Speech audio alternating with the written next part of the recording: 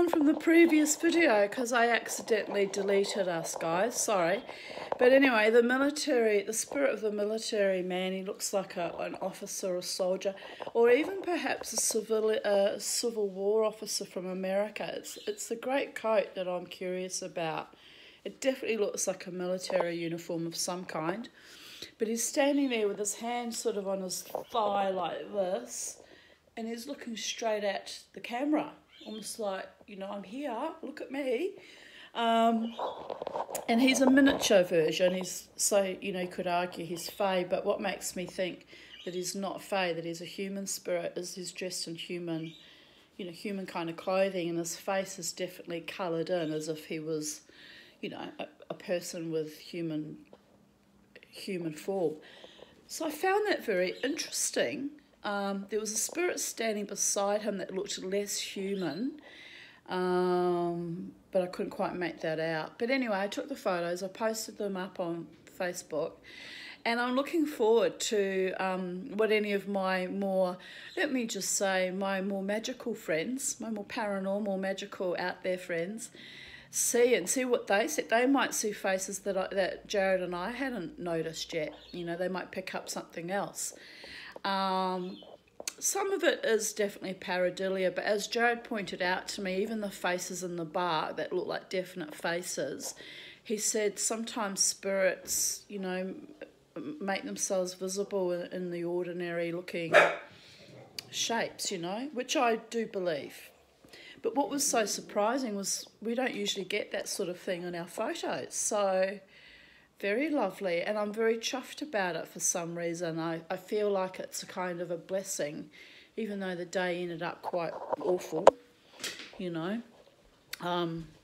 The bulk of the day I was feeling very joyful and kind of blessed and happy, and I had woken up in the morning in my beautiful garden. I ran around dancing in my usual tribal stomp, my little whirling dervishes, and raising energy and raising power and feeling beautiful and blessed. And then surprisingly my daughter messaged me and said, come on, let's go to Springbrook. And I went, yeah, okay.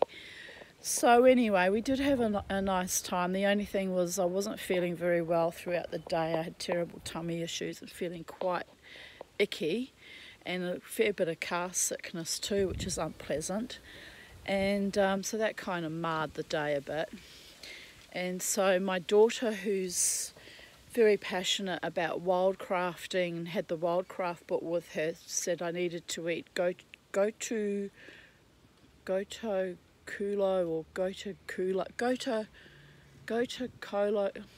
something. I can't even remember the freaking name of it. But anyway, we were walking around the forest and she found some and she said, Mum, eat this and your tummy, you won't feel like you're going to have, you know, terrible diarrhea, and your tummy will settle down. Which it did, which I was extremely grateful for, because trotting around the forest with, you know, the toilets, there are toilets, but they're usually drop toilets and they're really stinky and unpleasant. And I thought, I can't think of anything worse as if I get a terrible, you know, gastric event attack and I'm stuck shitting my ass off in the middle of the forest, and these dirty, grotty drop toilets that already are stinky, and then me possibly stinking up the place. Oh, please God, please don't let this happen to me today of all days. Well, it didn't. The weed, the goto kulo or cocoa.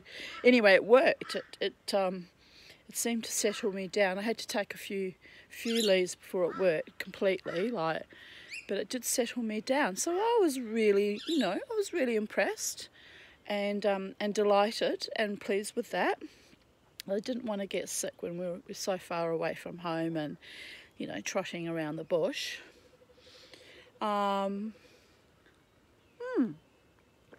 So Crystal drove us to several different parks there, and at one of the parks we were wandering through, and again I got curious because as we were wandering through, it sounded like something banged inside my house, and I'm outside. You see, this is the thing, they play out when I go into the garden. Isn't it interesting? I'm talking about the spirits, dears. So anyway, we were wandering around the this particular park. This was late in the afternoon, coming on dusk, getting dark, and there was this most beautiful fragrance of lemon, and I was like,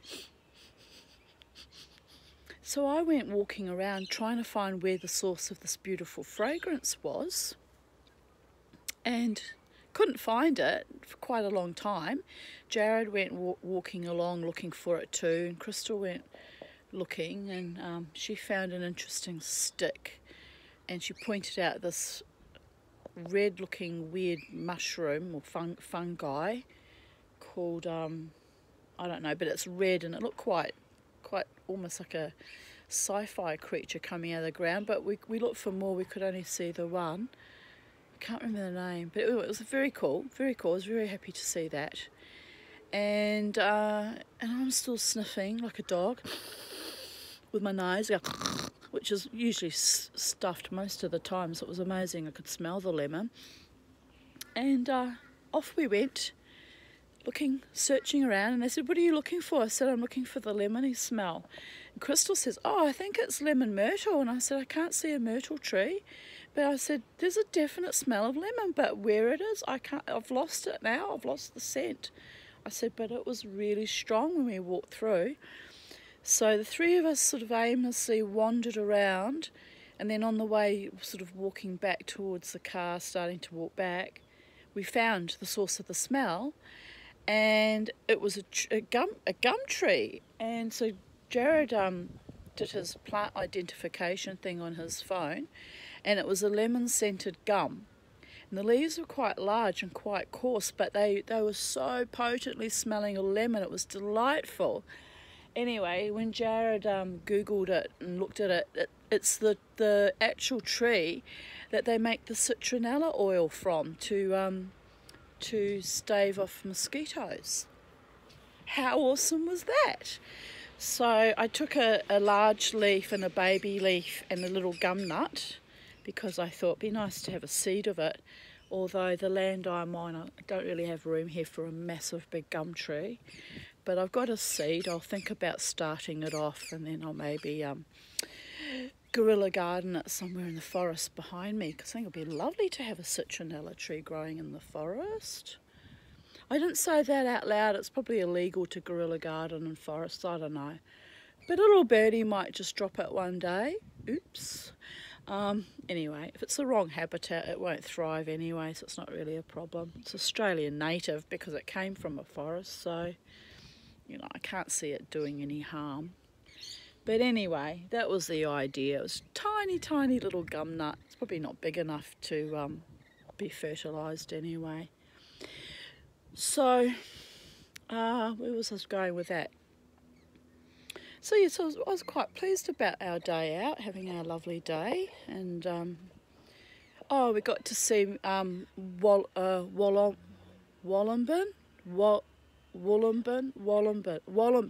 They call it Mount Warning. Wollomben, the Aboriginal name for it, and it looked quite close to where we were standing at the Outlook. It was beautiful. And I said to Christoph, "This is as close to Wollomben as I've ever been able to get." I said, "But I know that white people aren't women. No, not white people. Women are not allowed to climb it. It's actually sacred, and only obviously Aboriginal men, but I guess white men are allowed to climb it. It's only only males are permitted to climb it." And part of it is because it's quite dangerous to climb, I think. But it's also, Aboriginal law. And even though I'm a white New Zealand Jewish witchy woman, and I don't know a lot about Aboriginal law, because unfortunately it's not brought into our education system enough, I try to respect their spirituality and their customs, because we are, after all, living on, Australia. Foots with my broken toe on Australian land. So I think the least you can do is respect the elders and the spirits of this land, or any land you're living on in any country in the world, because each culture has their own spirits and their own law and their own magic. their own mythology, if you will.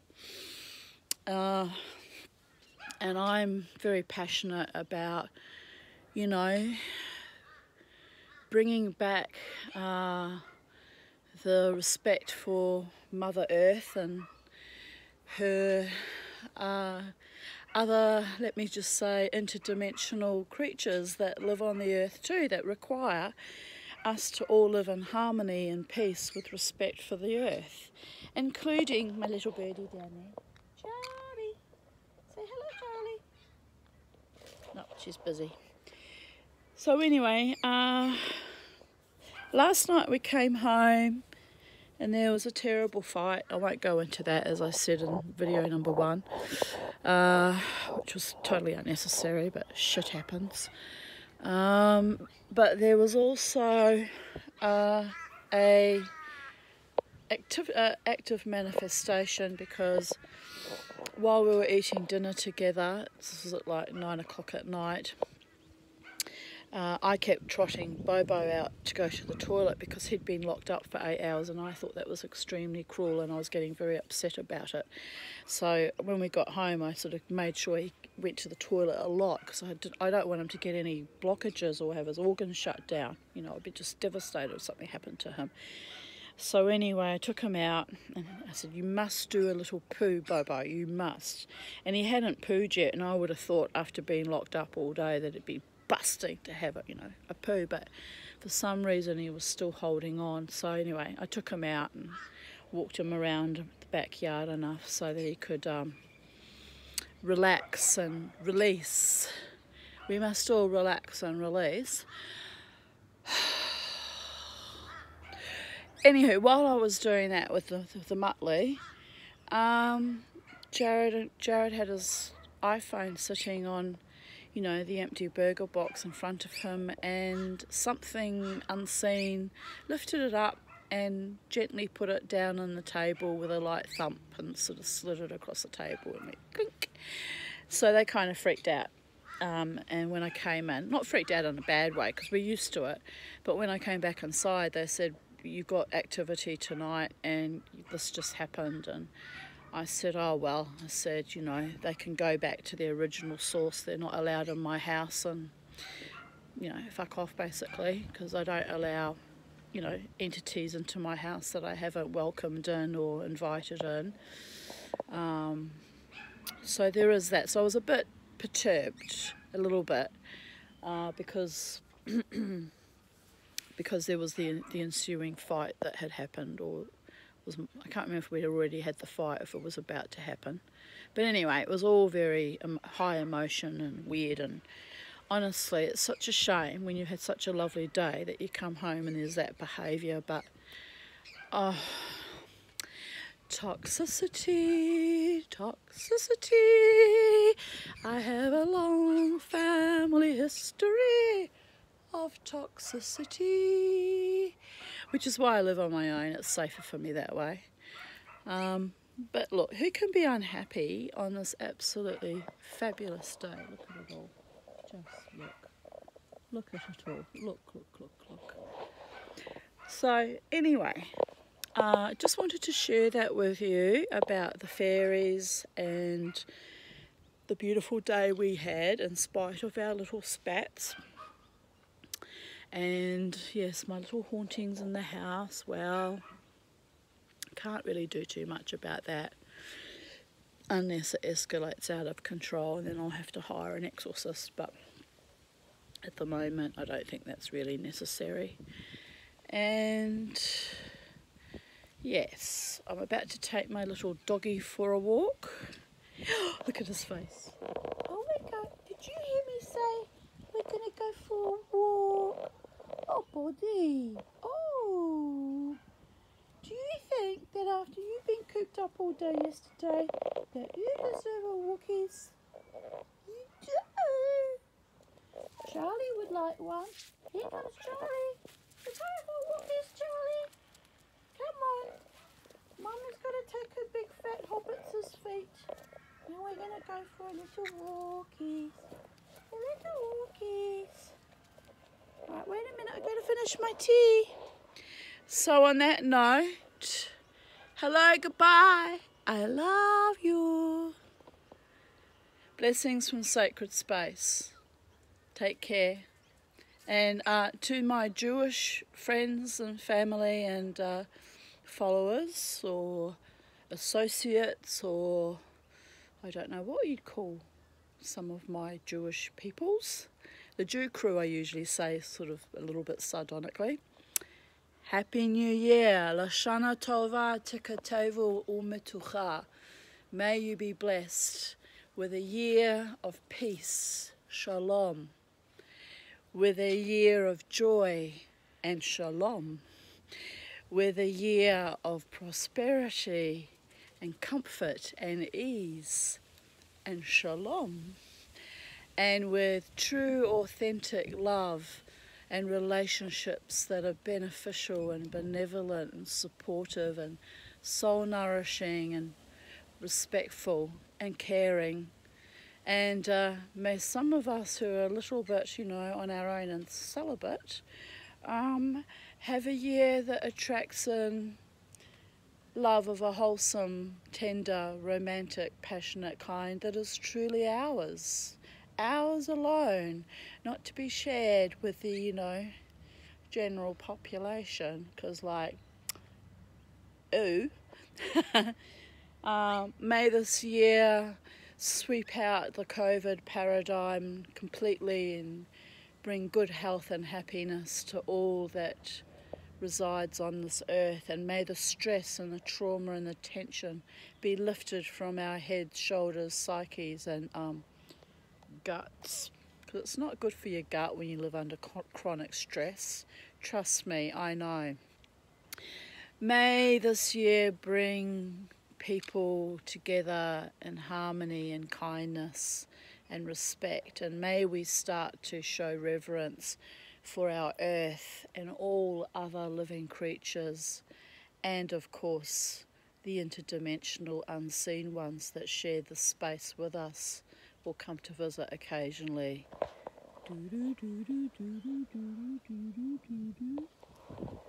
Because the truth is out there, and as above, so below, and as within, so without. Bye for now. Love you.